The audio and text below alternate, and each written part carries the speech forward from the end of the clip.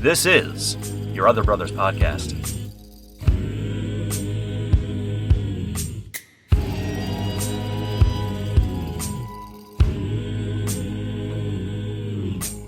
Fear, you're not my lover, you're not my friend, you're not my brother. Oh, and no, there's no room here. There's a vacancy in my heart, but it ain't for fear. Welcome, friends, to Your Other Brothers Podcast, navigating faith, homosexuality, and masculinity together. From the Jewel of the Blue Ridge, my name is Tom, and I'm so glad you're here. From the city of Oaks, we missed him last time. It is our dear brother, Ryan. What's up, Ryan? Not much. Greetings, friends. I missed you too, Tom. I missed you. I was going to say, I totally messed up my intro. I was going to say good morning, Ryan, because we're recording in the morning, which we never do. It's weird. This is so weird. I had breakfast and now here I am. It's like, wow. And joining us, making his YOBcast debut.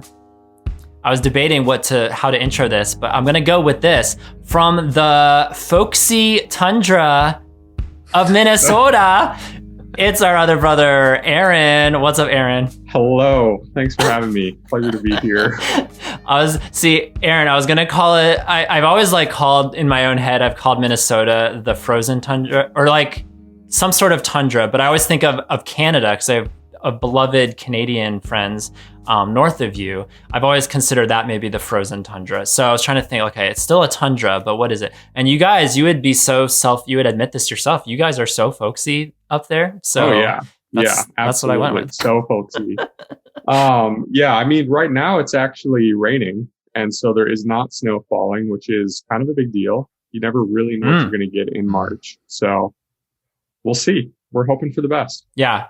And I've been there so many times in the summertime, and I completely recognize that it's not just snowing year round, but we're just, for the sake of hilarity and for the sake of giving your location its own yob name, that is what I came up with. So the folksy tundra. And Aaron, this isn't your first recording. It's your YOBcast debut, but you just were on the ConvoCast a few episodes ago. So if listeners missed it, that's how they can really get into meeting you. Right. And apparently I did a decent enough job that you still invited me to come on. Yeah. So I'm feeling good about the trajectory. That was the preliminary assessment. Let's get him one-on-one and let's see how he does. And it was a delightful conversation. We talked about how we met, or we talked about lying down, looking up at the sky. We talked about how you joined Yob out of jealousy. We covered so much in our 20 minutes together. Yeah. So many self-revealing things. You just work it right so out many. of us. Yep. It's great. Yeah. So listeners, if you missed it, go check out the ConvoCast. You're actually our premier guest on this new run of episodes that we started just recently for the ConvoCast. So it was fun to hit the ground running with a brand new voice that people had never heard before. And we hope, Aaron, assuming this continues to go well, we would love to have you back. So you'll see. I guess if I'm on another one, you know that it went well. And if not, then listeners, I'm sorry I failed you. It was a nice try. Yeah. Good effort. Well, Aaron, we're going to talk today, and Ryan too, we're going to talk about church angst. That is our topic tonight. There's a lot of people in our community that have a lot of angstiness when it comes to both little C church and big C church. We're going to differentiate those today and kind of share some of our stories, our journeys with both of those, with little C church, with big C church. So I look forward to a good conversation. Ryan, I thought it would be fun. This is what we always do when we have new people on the show. We always like to initiate them with some get to know you questions. So we do have that ConvoCast that listeners can go back to if they want to get to know Aaron that way. But this is the YOBcast. This is the big boys table, as we like to call it. So how should we get to know Aaron? Do you have any good probing get to know you questions for our brother? So, Aaron, one thing I've noticed about you whenever we're up close and personal is that your skin is very nice. Your facial skin, your face is very clear. And so I was wondering, do you have anything to share about that? Do you have, what's your skincare or skin health journey been like? Do you have like a skincare routine or any tips or advice for the listeners? Wow, I love that. Thank you for affirming my beautiful skin. Partly one time, okay, yeah. real quick. One time I straight up asked you, are you wearing foundation? Because I don't remember that. It was just, wow. It was just so immaculate. Yeah. Just for the record, I do not, nor have I ever worn foundation, although there is nothing wrong with wow. that. No, I think step number one, live in Minnesota where 9 months of the year your skin is not exposed to the sun. That certainly helps. Okay. Step number two, just be born with beautiful, luscious skin and just roll with it. I guess so. Can skin be luscious? Is that a good adjective for skin? Mm-hmm. We're gonna go with it. Yeah, continue. Aaron's skin is luscious. Yeah, exactly. It's a good adjective for my skin. I'm not sure about yours, Tom. It's true. No, it's true. It is luscious. Right. Yeah. No, I have been fortunate to not have to deal with a lot of skin issues like acne and stuff. My mom and brother have had more trouble with skin. And my mom, my whole time growing up, was always like, I'm so glad that you got good skin and not my skin and all that sort of stuff. Which is really sweet. I do a little bit of maintenance. I mean, I wash my face every morning and then I use like antibacterial swab or some such for any acne spots that start to show up. But yeah, I don't know. I mean, I'm surprised. I feel like my skin, along with the rest of my body, is just, it sort of rebels against me constantly. So even though it may appear luscious, there's always some inwardly. Yeah, right.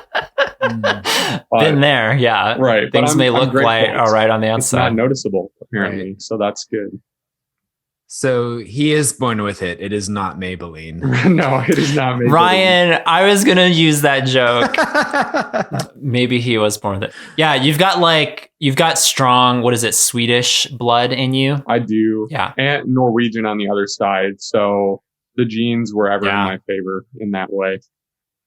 And you're tall. You're like so delightfully tall. If you go, you're not like obscenely tall. Right, right. Well, I'm like 6'4", so I'm usually the tallest person in the room. Not always, but usually, or at least among them. That was not the case at the retreat. I was gonna say at the retreat, you had some company. You had some company in the 6'3", 6'4", 6'5". Yeah. But in Sweden, when I was visiting Sweden and Denmark, it was interesting because I was kind of just like the average height there. Maybe just barely above average. There were lots of people all the time who were taller than me, and it was a bit disorienting. That's got to be jarring. Yeah, that's got to be it's an interesting dynamic to go from always being the tallest in the room to just being another one of the. Like, could you imagine everyone at the retreat being 6'4"? That's so wild to me to think about. It's nice until you have to find clothing. Then in Yob Swedish retreats. Yeah. Yeah. Well, I texted you, Aaron, about Sweden because we have this not weird, it's great. We have this, it's just unexpected. We have an unexpected uptick in our Swedish listenership. So shout out to the nation of Sweden for those that are listening from Sweden. You are representing your homeland today. That's right. I'm proud to do it. So it's good. Low key. The Swedish flag is one of my favorite flags. I love that flag. I don't know what it is, like the color scheme, just the simplicity of it. Like I've always loved the Swedish flag, and I long to visit someday. It's well worth it. I recommend it to everybody. It's great to be there. Also, everybody speaks English. So even if you don't know anything about Swedish or Sweden, it's pretty easy to navigate as a traveler. Nice. Well, if this Swedish listenership continues, I will have no choice but to go visit and find by popular demand. Who are listening. Yeah. That's how you get Tom to come visit. If there is an uptick, I will be there. I will heed the call. And I was joking with Ryan before you signed on, Aaron, because today for Enya Talk, our Enneagram quotient is very well filled here today because you are, well, I'll let you self-identify. What do you self-identify That's right. as Don't put in your the world? your I'm not going Enneagram to numbers label on you. me. I'm a 6. 6 wing You're 7. 6. Yeah. Yeah. Yeah. And that's really cool and really fitting because, like, to my knowledge, I'm trying to think. I don't think we've ever had a 6 on this show. Ryan, can you think of other 6s we've had on this show? I don't think we've had one. Oh, don't put me on the spot because somebody is going to be a 6 and I will have forgotten they were on the We show. have, so like and- Jacob's a 2, Matt's an 8, Dean's a 2, Marshall's a 2. We've had a lot of 2s on this show. A lot of 2s. To my knowledge, you're the only 6, but I mean, maybe some guests here now. Who knows? What's Preston Sprinkle? What is he? Well, I don't know. 3. Surely a 3. He gives off 3 vibes. 3 vibes. But anyway, it's great because, yeah, we, in our group, we do this poll, and I don't know how scientific or how accurate it is, but we have a poll in our Facebook group, and our biggest quotients of people are 2s, 4s, 9s, and 6s. And so I feel like finally the 6s have a voice on this show. So again, no pressure. You're representing Sweden and you're representing all 6s that are listening. So I'm ready. All the best. This is our moment, 6s. Band together, we shall conquer. Don't run away in fear, because that's what you do. That is what we do. Yeah. If I just suddenly sign off. So 6s have always been strange to me, and we won't go too long on Ennea talk, but 6s have been strange to me because they're so different. Like, of all the types that I've encountered or read about, 6s are the most diverse because of how they treat their fear or how they face their fear. And like, so basically it's like fight or flight, right? Like, there are some 6s who are so aggressive and they come across as 8s. They come across as bullies. They come across as like fierce, dominant people. And then there's other ones that are just so fear, like what you think of as fear, which is just running away from something and not facing it head on. Where do you fall when you are facing fear, when you have stress in your life? Where do you associate? Great question. I think I'm somewhere in the middle, probably. I would say the benefit of having that constant prodding anxiety that's just draining the life from you all the time is that it caused me to, like, so a 3 wants to get A's and do well on a presentation because they need to like prove themselves, right? For a 6, I was desperately, terribly afraid of not getting an A or not being able to answer a question that was asked of me. And that's what drove me to be successful in school. So I was a very socially anxious person, despite having friends and being relatively personable in a crowd. But, yeah, it was still pretty anxiety driven. I think a lot of like my wit and humor and stuff was found in my anxiety. And, Gotcha. Yeah, it's a wonderful, terrible thing. Welcome to humanity. We all have wonderful, terrible vices, but yeah, I'm so glad you're here, and it's good to have, like I said, a nice cross section of personalities present for this conversation today. Before we get to announcements, I have to bring up the latest craze to hit the Yob world. The latest. Ryan's laughing, but so this is coming out in April, this episode, but around the country, nay the world, March is known for something called March Madness, and that's this college basketball tournament here in America where we start out with 64, used to be 64, now I think it's 68 teams, and within the course of a couple of weeks they like narrow down this tournament down to 1, and there's a national champion, and so the cultural trend is that people will do brackets for everything. They'll make brackets for favorite Disney movies or favorite foods or desserts or whatever. And I had this idea a few weeks ago. I was like, what if Yob had a bracket and we just put a bunch of just Yob stuff on this bracket? And when I first started, I was like, there's no way I'm going to come up with 64 things. Like, that is just too intense. That's too hardcore. And so I started out with a bracket of 16 and I was like, okay, that seems doable. Like 16, I had stuff like Jewel of the Blue Ridge and Even the Sparrow Finds a Home and just like, I don't know, just other stuff that Yob is known for, right? And then I put it out to the community and was asking for suggestions. Like, is there anything I'm missing? Like, what are some Yobby things that I could put on this bracket? And I got so many. And then as longer it went, I started thinking about more. And I was like, oh my gosh, I think I have enough for 64. And it's a little intense. It's a little crazy, but let's just do it. Like, let's just full on have a 64 item bracket. And then for the rest of March and maybe going into April, we do this bracket this Yob madness, and I just wanted to read off some of the highlights of the bracket of this here tournament. Are you ready to hear these things, you guys? Yes. Yes. So there were some community things. So I'm not going to like out people's names because like that's part of the bracket and part of the joy of Yob. Like there's podcast stuff, there's blog stuff, and there's also community stuff, retreat stuff. So there's a lot of inside jokes that the general audience wouldn't understand or appreciate. So, but then there's a lot of stuff that you guys would know. There's this. So to say that, so in the community division, there is this GIF. I never know how to say it. Is it GIF or GIF? Who cares? It's one of those. Definitely it's a GIF. Okay, I'll say GIF. Hard G. So there's this GIF that one of our members always posts when we get a new member to the group, and it's Fran. I think her name's Fran Drescher. Is that her name? She's like from the sitcom from the 80s or something, and she's waving her arms in a circle. I'll put this on the video. This is a good video clip. So she's waving her arms in a circle and saying welcome. And he posts that. It was so funny when he posted that for the first time like a year ago. And then he posted it again when we had another new member join. And then it just like became his thing that anytime a new member joins Yob, both now in the Facebook group and now on our Discord, he will post this GIF of Fran Drescher waving her arms saying welcome. And it's been so iconic that it made its way into the bracket. And you guys, this GIF has slaughtered, like literally, not literally, but metaphorically slaughtered our entire community because one of the items on the list was all the INFJs in the community because for some reason all the INFJs, our group is like 80% INFJ. So like all of them gone. It overtook a couple other of our members and some of the shticks that they are known for. And Ryan, sad to say, it also overtook your hair. My hair lost to this GIF. Ryan's hair was nanny. Ryan's hair was a number one seed, you guys, and I thought Ryan's hair was unstoppable until it came into Fran Drescher, and Fran Drescher just swept it away. Honestly, it's fine. I don't like the pressure. My hair doesn't like the pressure. My hair's, looking at some other career options.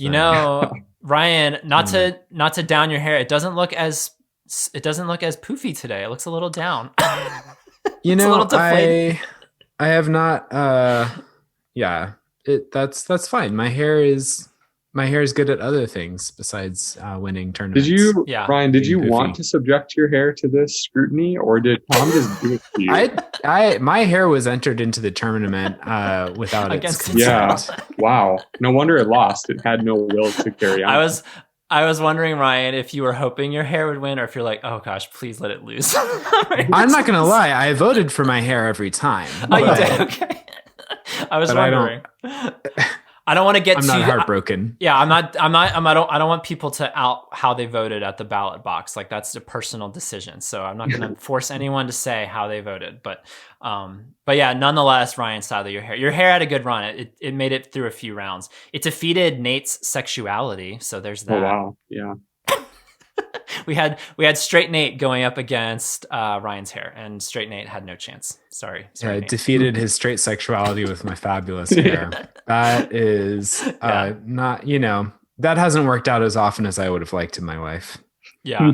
Some spoilers and some surprises from this tournament. A number 8 seed from our retreat division was awkward hugs or handshakes on the first day. And surprisingly, that had a good run. That made it through a couple rounds, but it had a limited run. But it was a spoiler. It got through some folks. I was really shocked that this one lost in the first round. A number 1 seed, searching for porn and finding your other brothers. It didn't make it past the first round. I was so disappointed. I was in mourning over that one because so many people have told me, like, yeah, I was searching for porn one day and found your other brothers. It's happened enough times, you guys. My theory on that is that porn has gotten spicier and weirder, and you haven't updated the Yob SEO, like the Yob search terms, to keep up. So you need to put some weird stuff in there. Wow, that's true, and you'll start seeing that again. That's wise. Yeah, porn's only going to get more. It's missional, Tom. We need to do it for the people. It's missional. I love that. In the sponsored division, you guys. Okay, so Pair of Thieves. Even though it's never been an actual sponsor, it was an honorary sponsor basically of this show. Pair of Thieves, the number 1 seed, tore through the competition. Other sponsors that were present. One of my favorite matchups in the whole tournament, but especially in the sponsors division, was we had our episode on fear. We had these wandering Brazilian spiders that cause erections in men when they bite you because it like puts an increased blood flow down there. And we had, so I put it on the tournament as Brazilian erection spiders.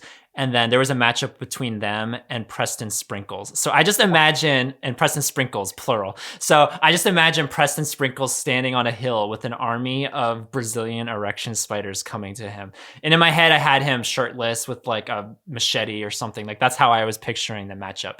And sadly, the erection spiders overtook him. It was tragic. Wow. Is he aware of this? Does he know that? I've had so much, you guys, I've had so much fun with this tournament. If you can't tell, I had such a good time. No, he's not aware, and I'm not planning on telling him anytime soon, even though I now have his telephone number. I'm not going to be telling him that because I hope he comes back. But sadly, the erection spiders were no match for Pair of Thieves. Pair of Thieves slaughtered the erection spiders.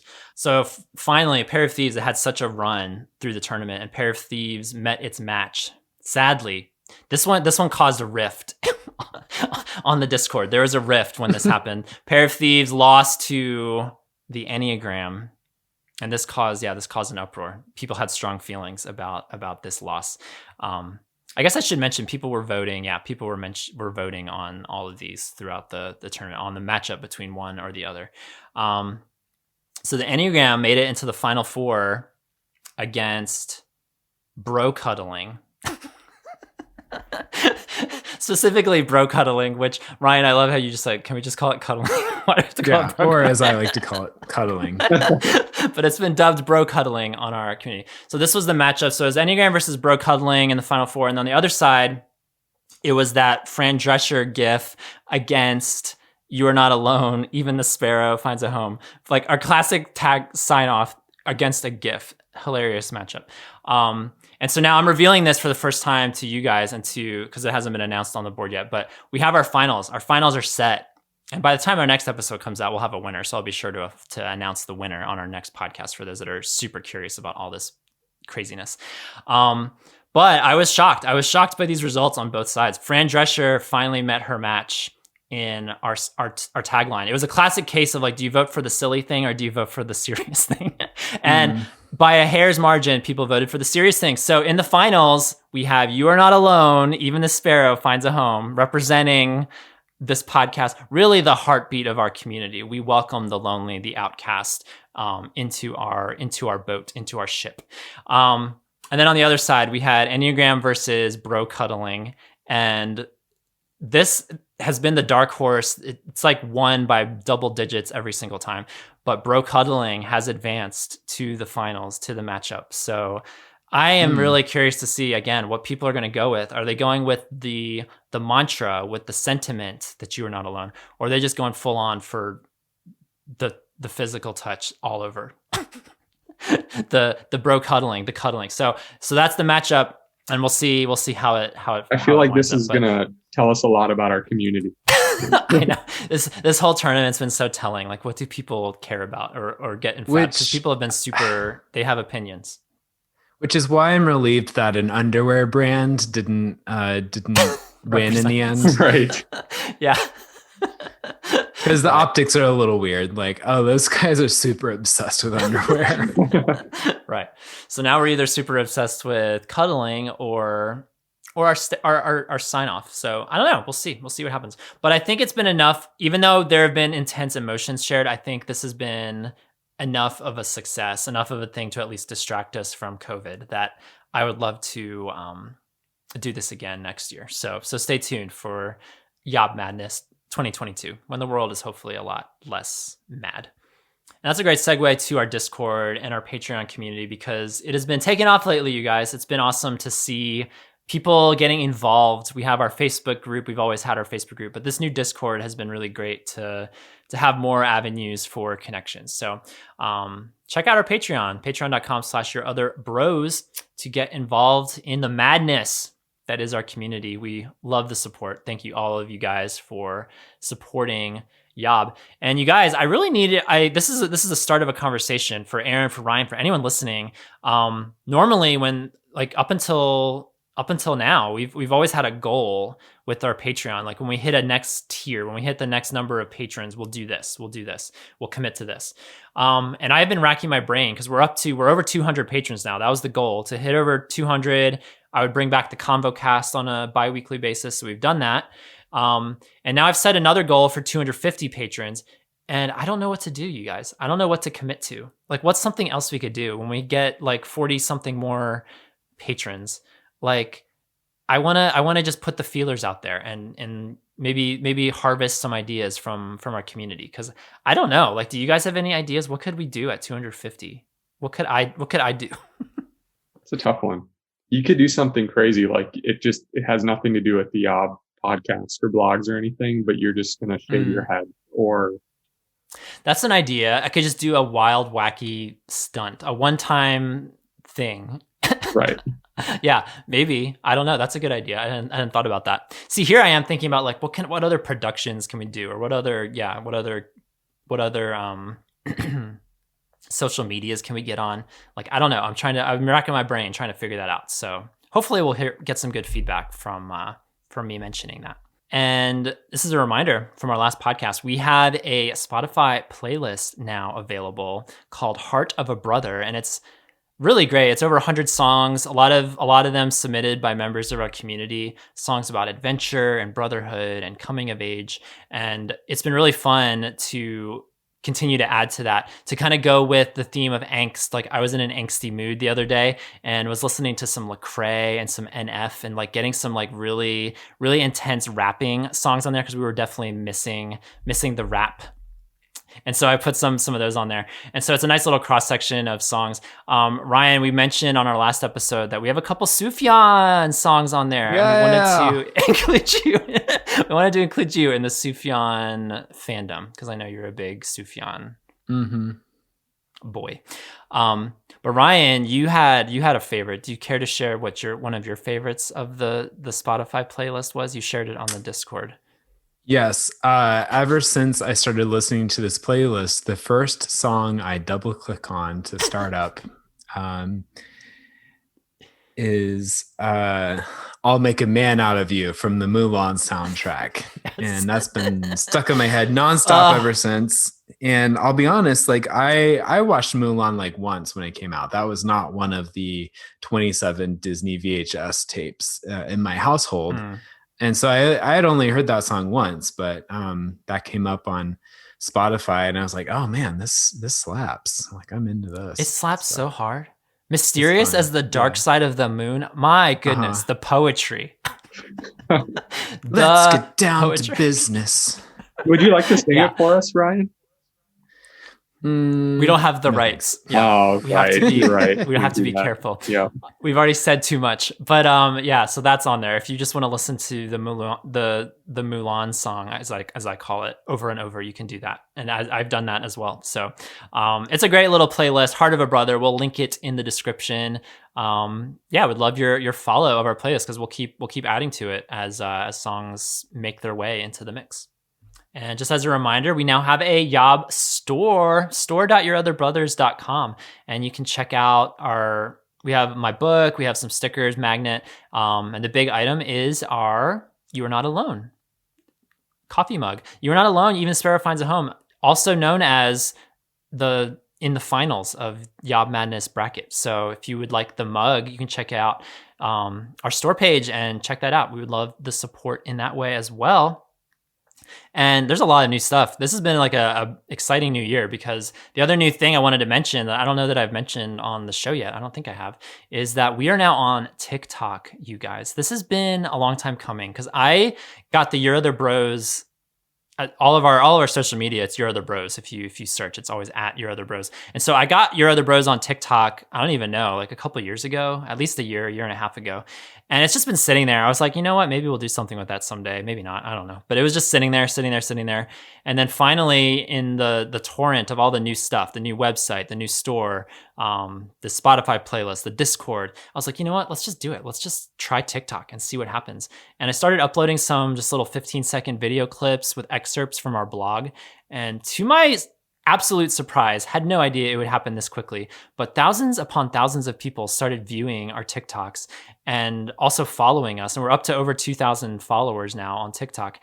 And it just keeps going, and it's been pretty well received. I mean, there have been some negative comments, mind you. I mean, this is TikTok, but it's been really well received. People have been super supportive. We've already gotten in just a short time, we've already gotten a few patrons. Shout out to our patrons who are now with us because you found us on TikTok. Like, that is so delightful to me that people are continuing to find us through all kinds of ways, porn or otherwise. So thank you, TikTok. You've been such a great experience.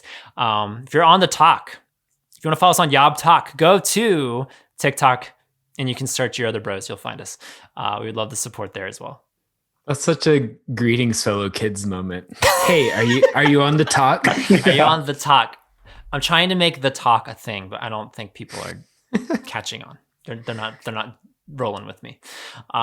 It's been so fun to post stuff on there. Ryan, you did an excerpt for one of your blogs recently, so it was fun to have. I'm hoping some of the other authors will do some recordings of excerpts from their blogs, and we'll put those on there. So I'm excited to see where this new little journey takes us. We have a voicemail, you guys, that I'd like to share. And I'm really excited about this voicemail. It's short and sweet, but it is from an iconic commenter. I think he has been commenting for years now. I know he's been commenting for years now. I don't know if it's been like all the way to the very beginning, but for the bulk of our existence, there has been this moniker on our website called Wave Dave. And you guys, finally, in 2021, the year of our Lord, Wave Dave has a voice. Wave Dave speaks. So I was so delighted when I saw this message come in. So let's give the floor to Wave Dave and hear what he had to say. Yeah, hi, this is Wave Dave, and I just want to say I love Your Other Brothers, and your whole everything means so much to me, and I just want to thank you for everything you all do, and I wish you the best. This new podcast, Belonging, is great, as they all are. But I just want to say thanks for everything you guys do and how much it means to all of us. Thank you. Wave Dave, thank you so much for calling the Yob line. I forgot to mention in the tournament, you guys, losing your Yob line virginity. That was also another item in our Yob bracket. So Wave Dave has lost his Yob line virginity, as have so many others over the last however long it's been, a couple of years now of this Yob line. So Wave Dave, so good to hear from you. He referenced the Belonging episode with Gregory Coles. That's the one he referenced in the message. And I'm glad he brought that one up, actually, because it really does figure into our conversation today. I'm going to be referring to that concept of belonging, especially belonging in a church. Like, it's kind of fitting that he referenced that as we talk about this topic today further. So thanks, Wave Dave, for calling.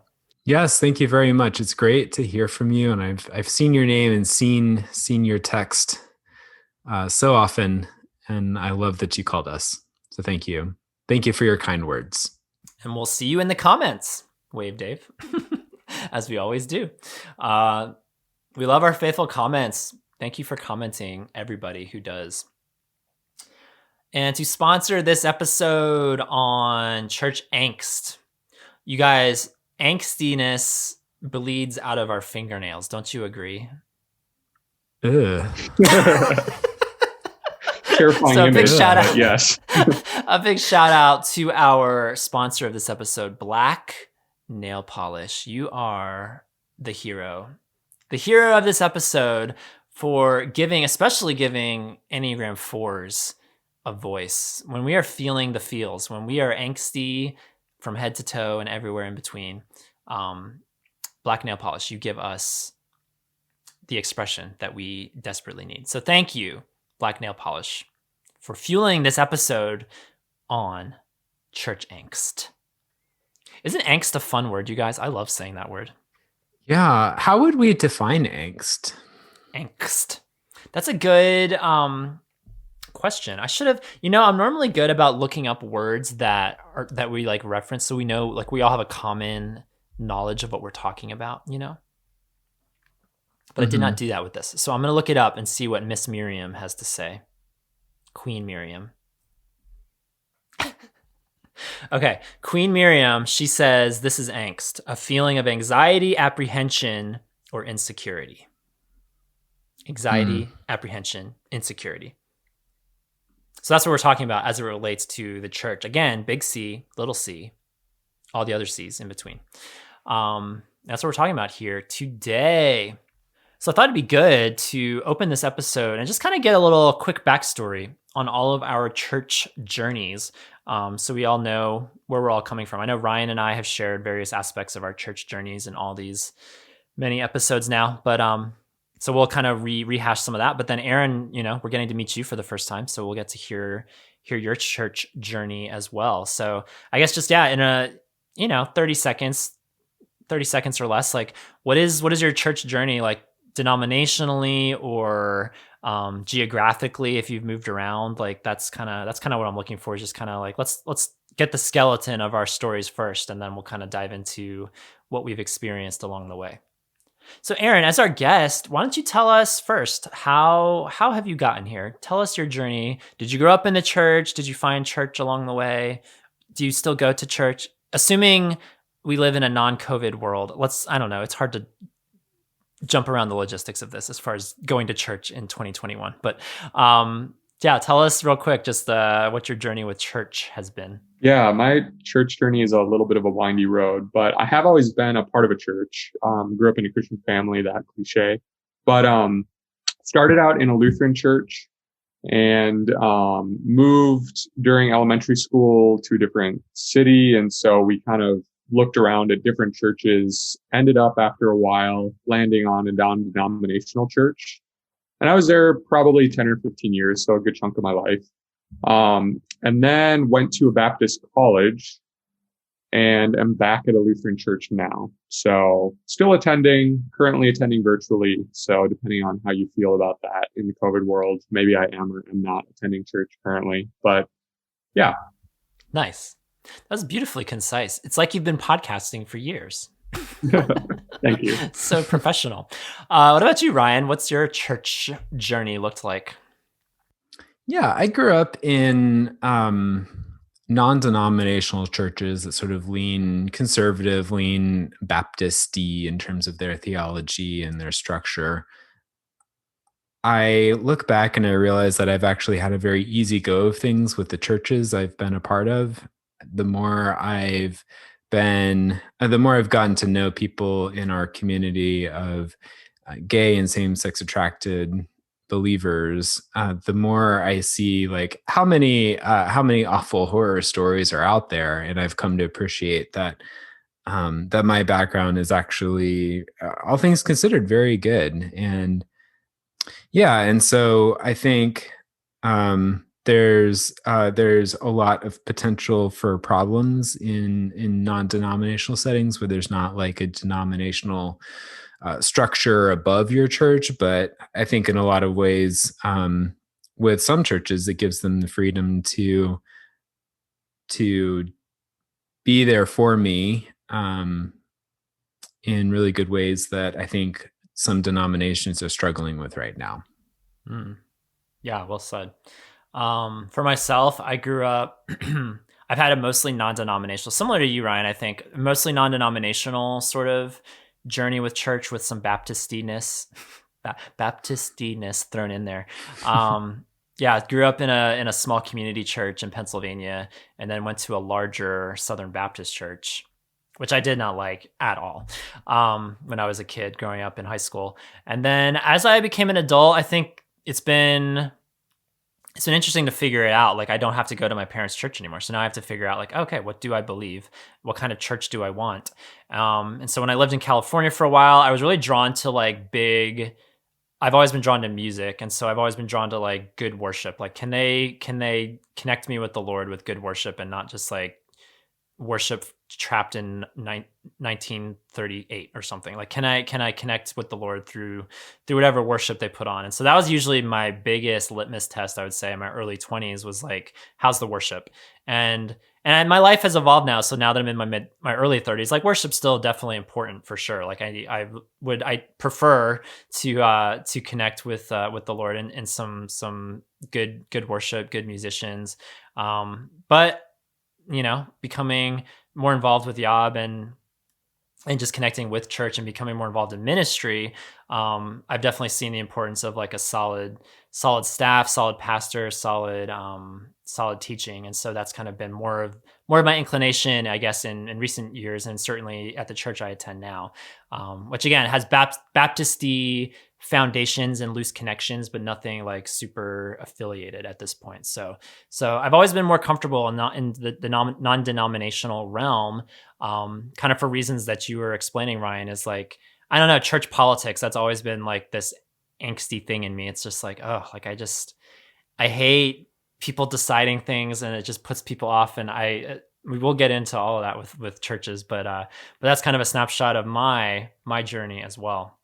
So I thought, you guys, we could approach this topic of angst, this frustration or apprehension with the church, by kind of looking at it in three different prisms. So finding a church, and then connecting with a church, and then serving in a church.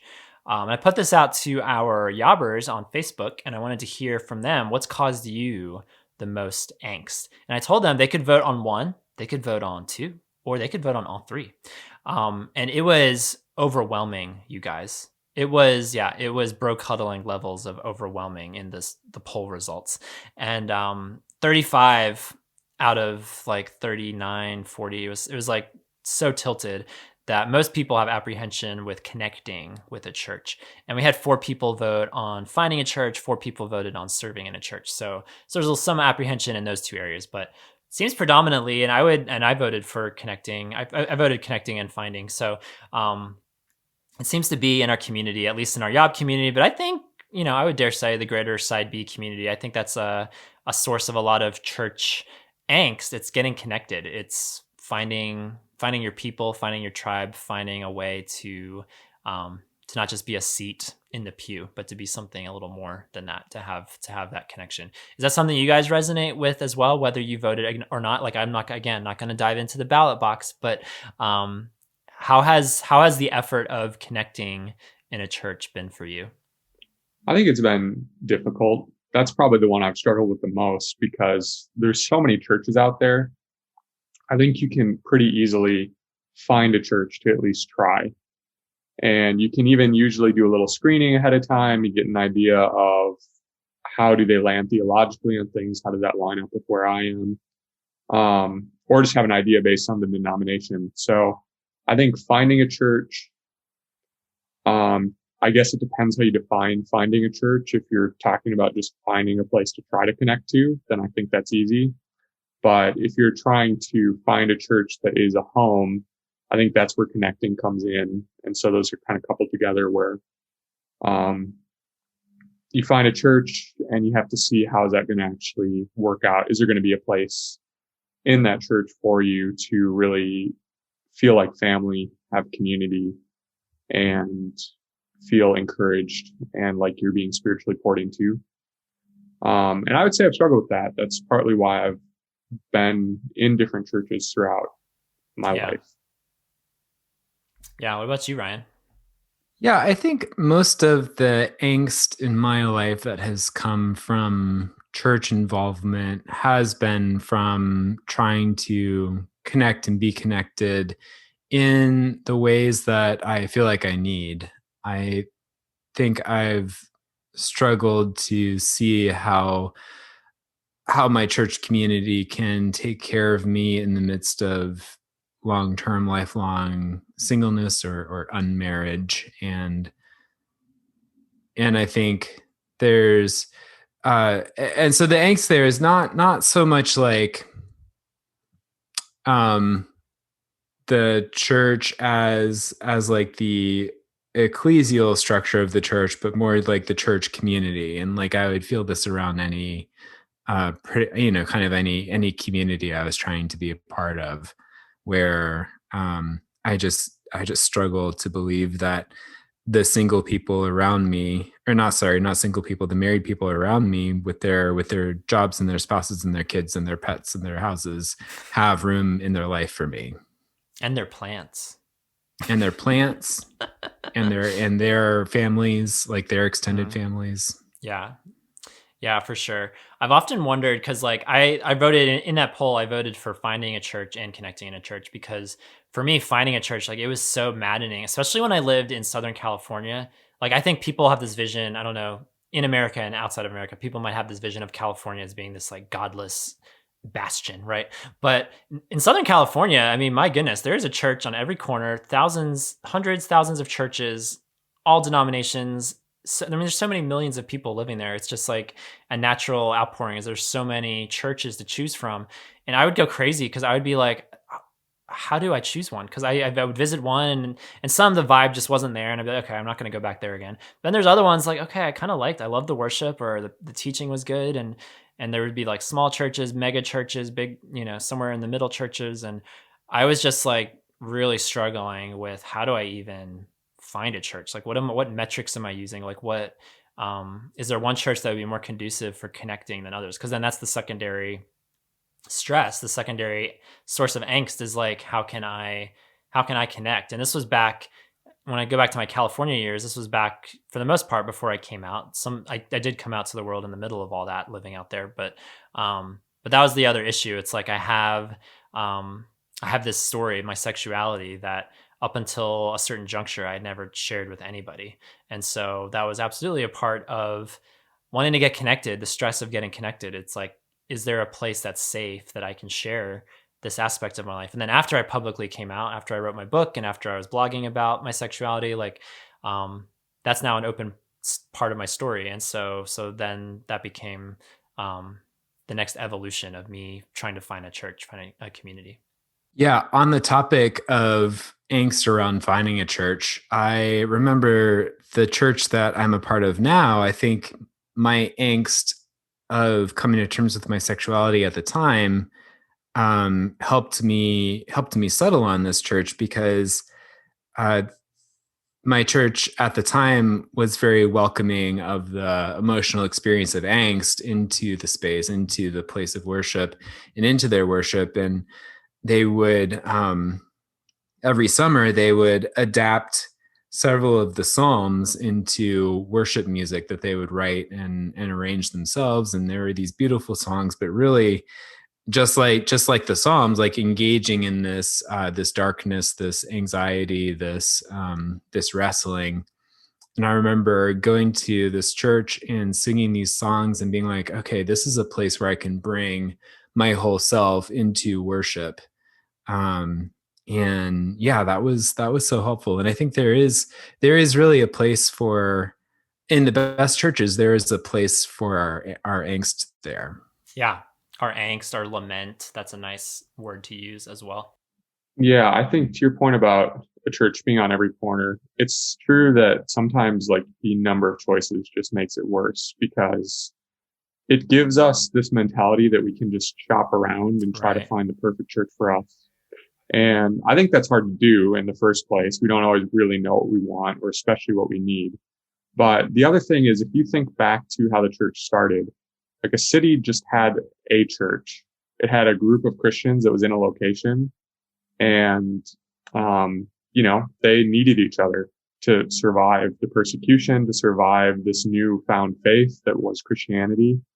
And I think there's something that's lost when you progress to now a modern Christian nation where Christianity is a majority. It's cultural as much as it is spiritual.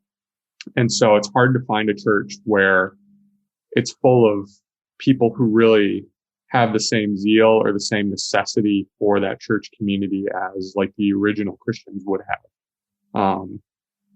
I think it would be a lot simpler in some ways if we could just go back to that, where your city had a church and you just found a way to work through the differences in beliefs and find common ground and dwell on that. But 2,000 years later, that's not where we are. It's like I've always heard of like denominations and the way church has changed so much in 2,000 years of like a game of telephone. Like you constantly from one generation to the next are whispering something into someone's ear, and they whisper it to the next, and they have their traditions and their cultures, and it like everything just keeps changing and now here we are 2,000 years later with untold numbers of denominations and ways of doing church, structurally, philosophically. And so it's I'm glad you brought that up, just to have like a little bit of a historical perspective on the way it was. And that's my metric for like ideal church is like, how can I find a church that exists like that I read about in Acts? Like where does that exist? Is that a thing where people just like are able to all take care of each other and live together and live in just like that reliance, that sweet reliance on one another in the location that they're in? Like what a beautiful concept. I wonder if people in that like Acts 2 church or whatever were looking back on like, man, wonder if it's possible to just go back to the time when like the disciples were following Jesus around and they were just like walking around in the in the region and we're always looking for greener pastures, forward, backward, anywhere else. But all we have is right now, right? All we have is where we are. So it's like, how can we help bring the kingdom here and now? Like that's the goal. It's like we can long all we want for the good old days. The good old days 2,000 years ago. But yeah, how can we do the best with what we have, with what we're working with? I wanted to bring up this concept of coming out and talking about our sexuality in a church, because one of the guys in our group, he had this question to ask on the heels of the Gregory Coles episode. We kind of touched on that, the concept of belonging. I actually asked Greg, I think it was the last question I asked him, was like, how do we just belong? Do we need to share our stories first to belong? Do we just belong first and then serve? Like, how does this all connect? This ethereal concept of belonging. And so someone in the group asked, when do you come out to your church? At the beginning of your relationship, or as your relationship with the church deepens? How have you guys approached that as you've, because I feel like we're all on varying levels of out with our sexuality. So Aaron, like, what about you? Like when have you been open about your sexuality as far as your relationship with the local church? Great question. Yeah, so I didn't start the coming out journey until college. And so, at that point, our college had lots of church services and things, and I was bouncing around to a lot of churches, and I was going to churches, but none of them really felt like my home church. And so I didn't feel a need or even a desire at that point to try to come out to a church, because I felt like there was going to be a more permanent church coming around the corner. And since I ended up back in this Lutheran church, it's a church that I grew up in and my family has been a part of for a long time. And, I wasn't necessarily planning to go back there. It just was on the list of churches that I wanted to check out and give a chance, and ended up there. And with that, because my family's known there, I'm somewhat known there, especially by the pastors. And I felt like for me, by that time, I'd pretty much come out. I was fairly open, even if I wasn't always shouting it from the rooftops. But my conviction was, if I'm going to be part of a church, part of a body, I think one of the big hiccups that I've had in connection in the past is that I never felt known, and I never felt the space to be known. And I was too paralyzed by the fear of what the church might do if I came out to ever come out and actually, remove the straight Aaron mask and let people see and love the SSA gay Aaron. And so I really wanted to make a change with that. And I didn't feel like I needed to go stand up in front of the congregation and tell everybody, hey, I'm gay. But I did feel like if I was going to make any church work, I needed to know that the church leadership was going to have my back, that they understood who I was, and that they understood my theology, that we agreed how should I approach terminology or speaking within their church. And that if, I decided that I felt inclined to come out in a small group or to come out to certain church members, and that then started to spread through the church, that it wasn't going to come as a surprise to the leadership, who then feels a sudden pressure by maybe the, congregation feeling good, maybe the congregation not being so crazy about my testimony. and feeling like they need to respond on a spur of the moment to my story without ever having sat down and really felt and heard and experienced what I'm walking through. So I did. I came out to my head pastor, and he took it really well. I thought it was a good conversation to have. Our church has had a bit of a rocky history with LGBT. The Lutheran Church had a big split when I was in high school over the issue of homosexuality. And our church was really torn up trying to decide what to do about that split. They ended up deciding to break off from whatever the mainstream Lutheran American Church Association was, that was switching to affirming same-sex marriage relationships. And we're part of a group of churches that created their own denomination, a new Lutheran denomination, that held a traditional view on marriage. And so with that, the head pastor previous to the current head pastor spoke out a lot on sexuality, and he found a way to wrap it into most sermons. He wrote a lot of books on it, was very vocal outside of the church as well. And so it's something that, he had good theology, but he didn't always approach it with the right verbiage, mentality, grace, or just the understanding of the actual people in the situation. And so I was a little nervous about how the church would respond to my testimony, just knowing the history. But I think it helps that, for me, the pastor took it well. I know the pastor is going to support me. I know that they're comfortable with me if I ever wanted to do any sort of service or leadership in the church.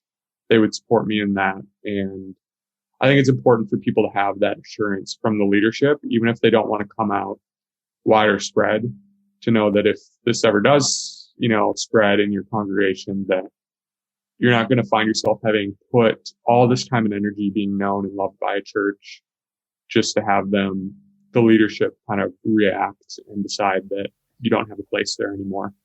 Yeah.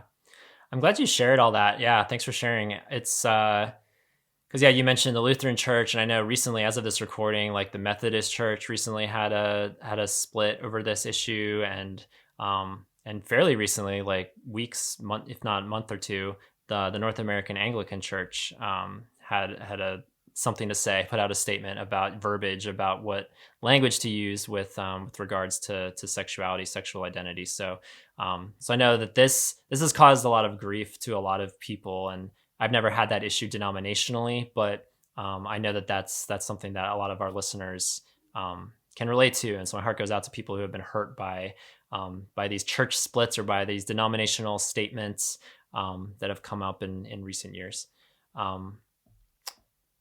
What about you, Ryan? So first I'll say that I have the privilege of living in an area with lots of great churches. And so yeah. I'm in a place where I can say, hey, if things don't work out with this church, there are a few other good churches to go to. And so I'm maybe not in quite the same dilemma as other people might be if they're in a different country or a more rural area. That being said, I first came out to my church leadership, or not the whole leadership in general, but like the lead teaching pastor at one of the membership classes I went to. I called my church home for like 4 or 5 years before I ever became a member. And so at one of these membership classes, they were talking about marriage and how important marriage is and how great it is for our community, and how big of a sanctification thing it was, and just a lot of stuff about how we want everyone to be married. And so I approached him afterwards and I was like, so I struggle with same-sex attraction, because that was how I described myself at the time. And I'm just not sure, like, what does all that mean for me? Like, what's your vision for me? Because I don't think I'm going to get married. I don't really want to get married to a woman. And so where does that leave me? Could you clarify your position? And that gave him a chance to say, hey, like, you belong here. We want you here. Like, I would like to talk with you more about that. Like, we don't think maybe we just overstated it a little bit. And I think that having that conversation and being out to them and various other people on staff, various other pastors over time has been a good reminder to them, I guess, that that they have lots of different kinds of people in the church. I've had one pastor tell me after a men's seminar one Saturday morning, he said, I had this whole section on my outline about how marriage is the way God sanctifies us, and then I saw you in the audience, and I knew I had to change my plan. Like I had to cut that part and talk about something else. And so I think with that experience, if I were looking for a new church, I would have those conversations early with the church leadership, because I think it's helpful for them. And it helps me know sooner rather than later, am I going to be butting heads all the time with the leadership on these issues? Is this going to be a safe place for me? Like you said, Aaron, are they going to be on my side? Or are they going to see me as some like outside force, attacking their bright shining institution of what we know is good and right? So yeah, I think that's how I would answer that question. I think it's better to have those conversations early. Do you need to be out to the whole church? No, I don't think you need to cross that bridge till you don't need to do that immediately. But I think at least with some of the leadership, you can avoid a lot of heartache and a lot of wasted time that way. Yeah.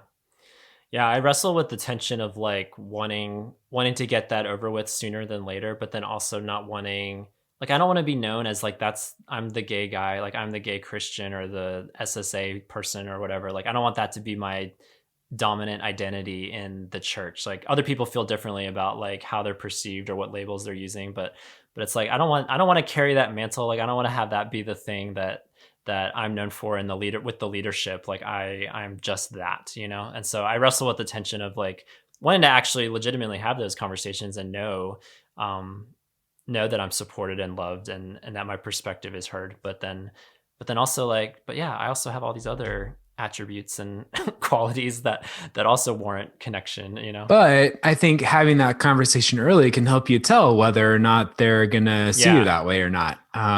Because you could wait 3 years and then come out to them and suddenly that's what they're all about to you, or that's what they think you're all about. Yeah. Right.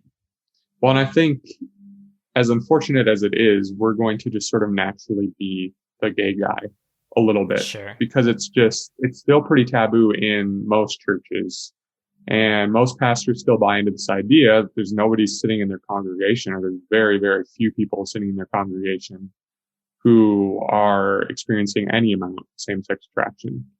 And so I think getting the opportunity to sit down and let them know that isn't the case is helpful for us. It's also difficult for us. And I think it's helpful for them as well as it's difficult for them to have to face a complicated topic that maybe they didn't ever really want to dive into the depth that we need them to.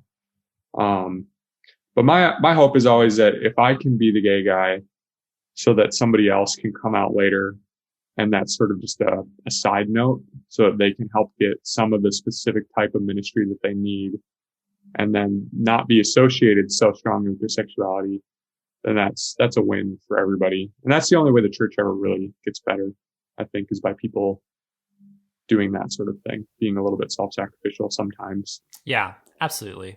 And my heart just goes out to people because, like, even though for a while there, I had a really hard time finding a church, getting connected, sharing my story. Like I constantly likened it to like putting my feet in the shallow end and like it being frigid water and trying to like coax myself into the water, but it just was so hard to come out to people. And one guy was really brave to share this, that he said after being abused in the church, not trying to connect or serve, I'm only trying to worship in safety.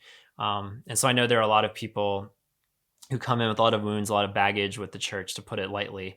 And that the concept of connecting and serving is not even like, it's not even on the like near horizon. It's just like, just to go somewhere and worship and to have a seat in the pew is a success in and of itself. But man, I really do hope that there's room for people to get connected, not only just get connected, but to serve as well.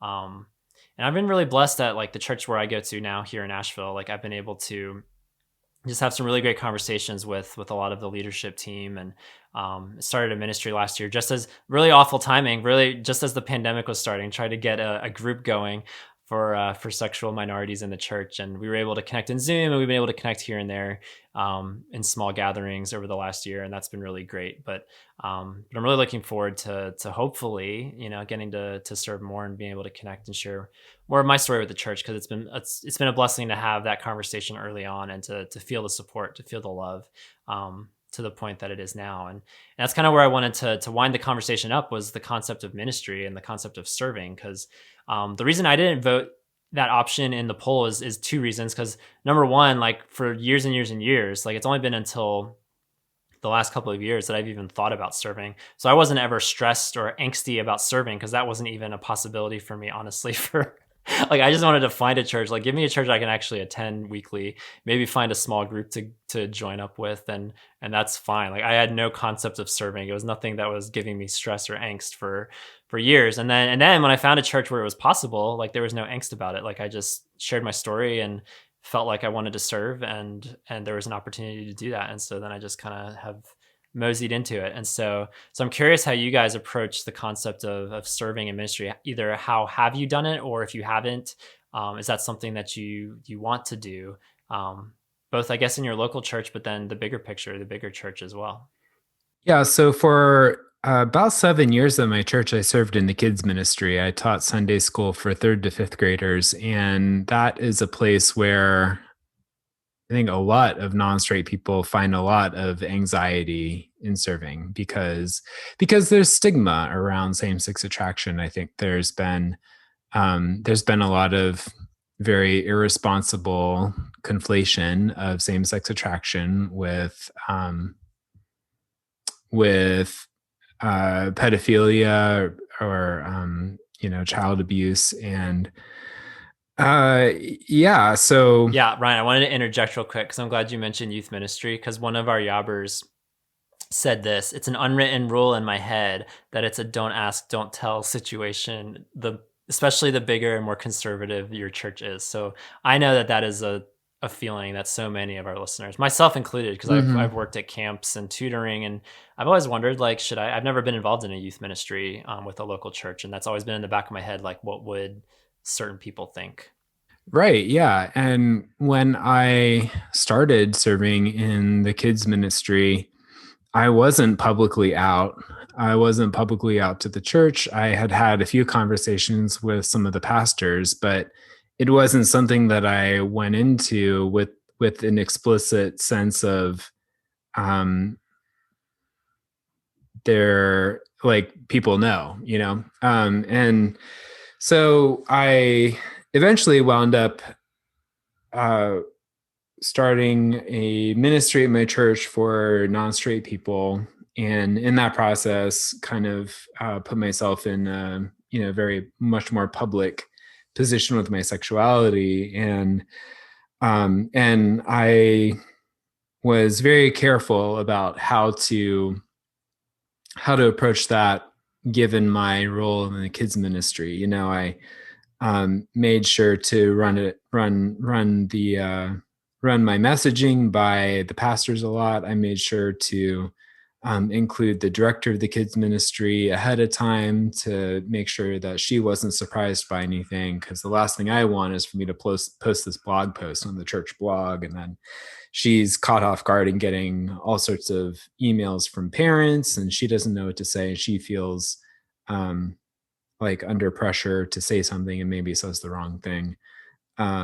So just, for me, it meant like being very careful each step of the way to make sure there was communication there, make sure people knew, hey, I want you to talk to me and not about me. let's have, let's have conversations if you want to have conversations. At the end of the day, it was kind of like a big nothing burger, as they say. I started this ministry, posted this coming out blog post on the church blog, and to my knowledge, nobody was upset. Parents would come and pick up their kids from my classroom. Some of them were warmer than usual. Some of them were colder than usual. But I didn't know, there was no way of knowing. Is this because they read the church blog post, which, like, who reads the church blog? I don't know. I don't. Right. And so, yeah, I don't know. Part of it was like the experience of coming out, where you just have to let go of knowing what people know or don't know about you. Yeah. So I don't know. I will say that my church, I can see how my experience is quite atypical, where I felt safe, I felt supported, I felt protected by my church leadership, and that made me feel like I could continue to serve in the kids ministry and still be known publicly with regard to my sexuality. Yeah, that's awesome. What about you, Aaron? Yeah, I think I resonate a bit with what you said, Tom, where I was just trying to connect to the church and feel like I belonged and make friendships and have like a Christian body.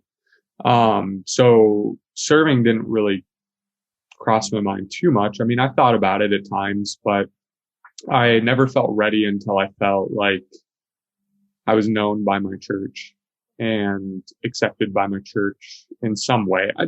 Just seen, I guess. And I was actually planning to help kind of kickstart a ministry for non-straight people as well, pre-COVID, and threw a wrench in all of that. So there's still hopes to do that. Once I came out to my pastor, we tried to be intentional about connecting regularly for a while, for a number of months. We only met once a month, but it was a good experience and a good opportunity for us to kind of get to know each other a little bit, because he'd been a family friend for a long time. But I didn't necessarily know him on a very personal level that well.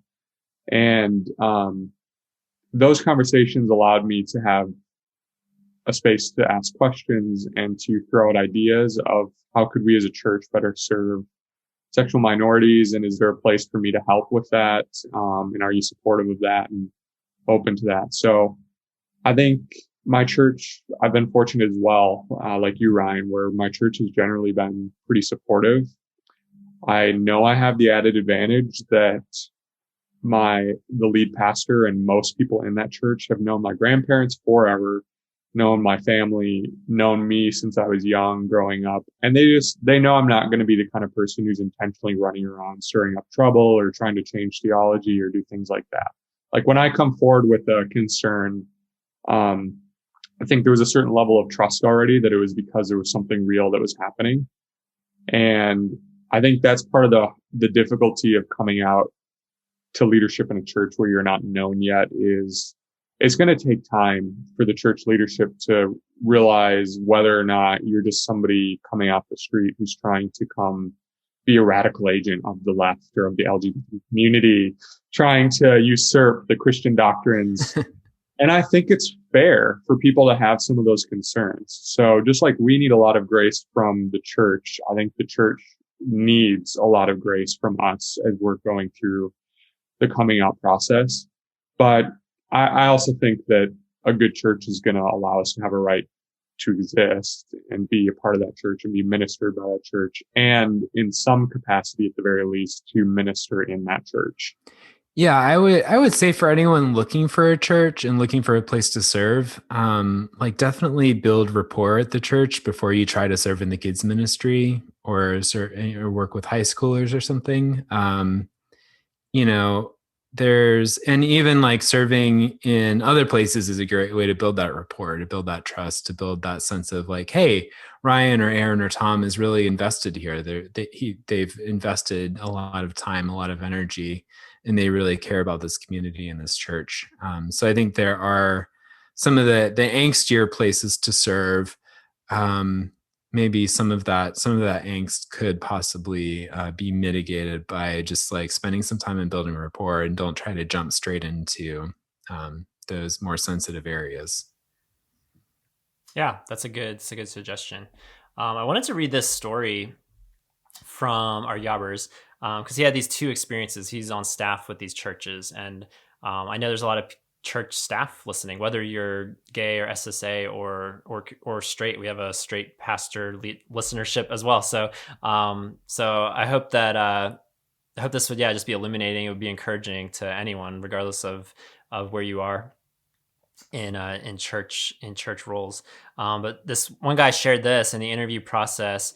The first mega church I went for an on-site interview sat me down in a meeting with their executive team. In that meeting, the pastor told me point blank that if I wanted to work there, and I quote, I had to put myself back in the closet until he was ready to talk about it.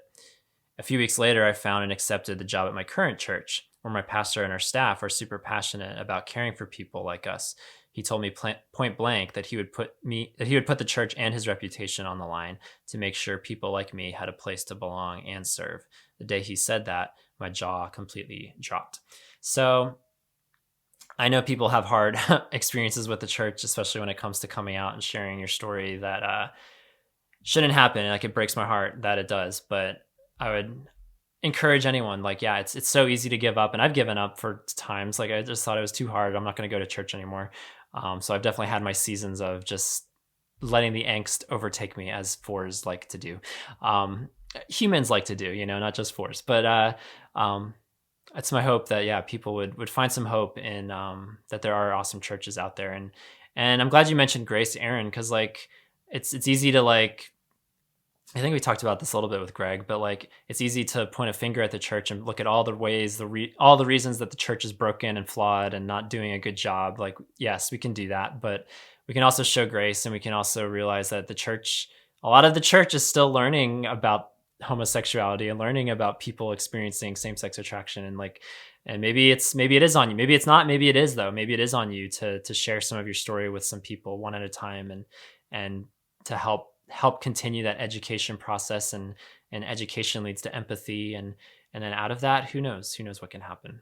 Yeah. And I think it's not fair that the burden falls on us when we're already just trying to tread water and survive, to have to then go above and beyond and make the change that we need in the church so that we can just survive in most cases. But it also is the reality that we seem to live in, and that might be the only way that we see change. I mean, going back a little bit to your comment on all the different statements that have come out recently, I'm right alongside everybody else where I'm very frustrated with the capital C church in America. Yeah, we didn't even mention the Nashville statement. I know. Made us stir a little. Jeez. We could do a whole podcast. Let's open that up again. Yeah. If y'all want to Google the Nashville statement, you can check it out. Check it out for yourself. But but I think what's so frustrating is the majority of us listening and part of this community, we feel like the common ground that we have with the majority of conservative churches is that we are willing to forego sex, marriage, and some of the deepest seated desires in our culture, but also in a lot of our churches. Mm-hmm. And it feels like we're giving up a lot by doing that. And then the churches turn around and don't receive that. They go, that's great. Thank you. But we really need you to use this verbiage. We need you to not come out too quickly. We need you to do XYZ thing, try to change whatever it may be. And so while the church deserves grace, it also needs to do better. And I think if the church spent the amount of time chastising other rampant sins within its own body, like things like just typical heterosexual promiscuity. I mean, I hardly know any Christian friends even who waited till marriage to have sex. And I think that's a problem. I think gay people having sex is a problem too. So it's not an either or kind of thing, but I just think that's where some of the angst comes from for a lot of people, is that, my parents divorced when I was young, and I guarantee that had much farther reaching ramifications, not just for me and the whole family, but also for the church body and for their community, than somebody using a particular identifier language has. And so I think it's not necessarily that there isn't wisdom and truth and fairness in some of the critiques of the Side B community or just SSA Christians in general, but those of us who want to meet in a middle ground feel like nobody's willing to ride out and meet us there. They want total surrender on everything, their terms only, and that's it. And they're not willing to have the conversation further than that. Yeah. Like I don't need a church that loves the sinner and hates the sin. I need a church that loves the sinner and hates their own sin. Mm-hmm. Many years ago, free from having to go to the church that my parents made me go to, I started to look for one of my own. Call it church shopping or church searching, whatever you will. I just wanted to be a part of something. To have somewhere to go on a weekly basis, sure, but to be a part of a bigger network, something that lasts more than just 90 minutes, once a week on a Sunday morning. I started trying out some small groups and very quickly got frustrated, disappointed, and a little hopeless, if I'm honest. One in particular was dubbed a young professionals group because there were no other groups at this church for 20-somethings, people beyond the scope of college. I may have been young, but I didn't see anything professional about me. Working in retail, sitting around a table with teachers and nurses and accountants, business folk. I didn't belong. Another church and another group, I also went to the group made for 20-somethings and experienced the exact opposite effect. With music blaring and wild and wacky games, it almost felt like a glorified youth group.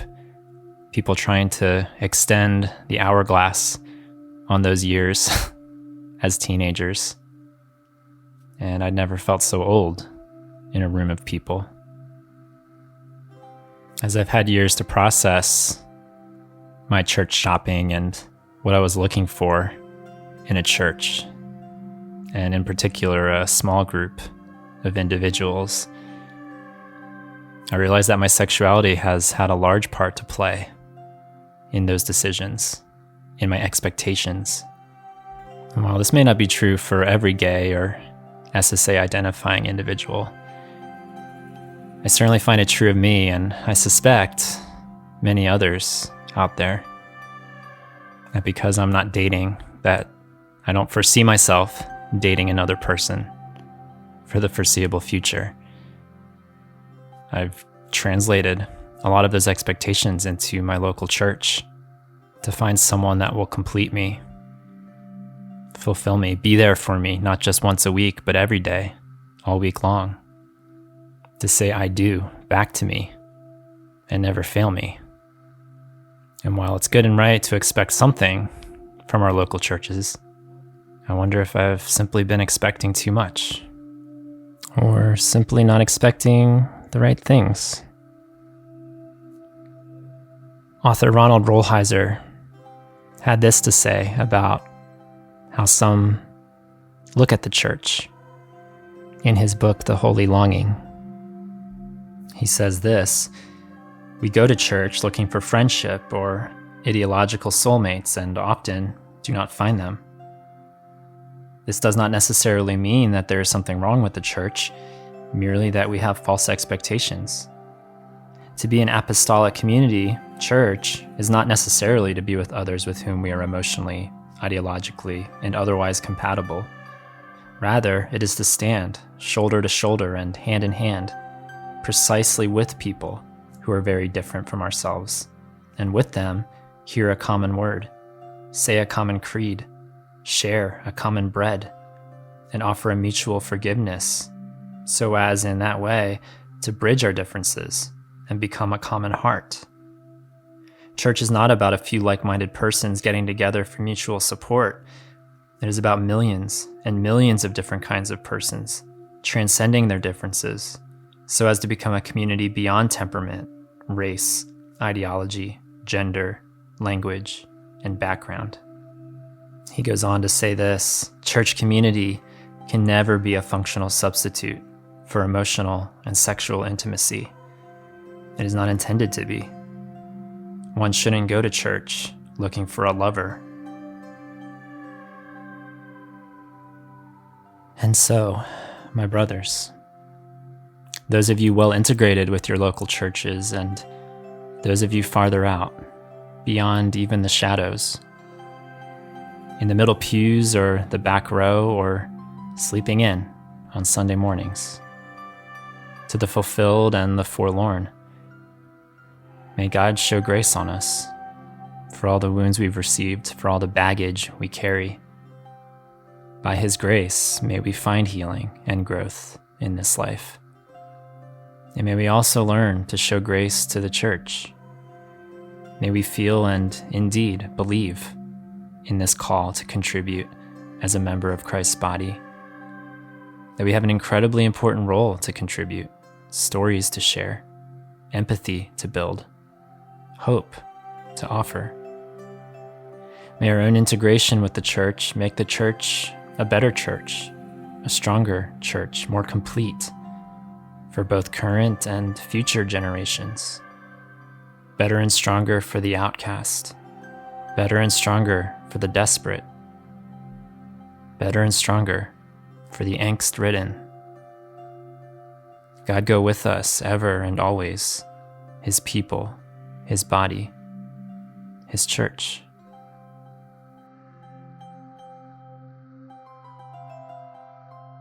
So, Tom and Aaron, I have two quotes of dubious attribution. That is to say that I will make a claim of who said them, but I don't even know. I don't have the receipts to back it up. The first one supposedly comes from Kierkegaard via my father. Kierkegaard supposedly said, if you find the perfect church, don't go, you'll just mess it up. The other quote is from Augustine of Hippo, supposedly. He said, of the church, he said, she may be a whore, but she's still my mother. And good night, folks. Yeah, that's so good.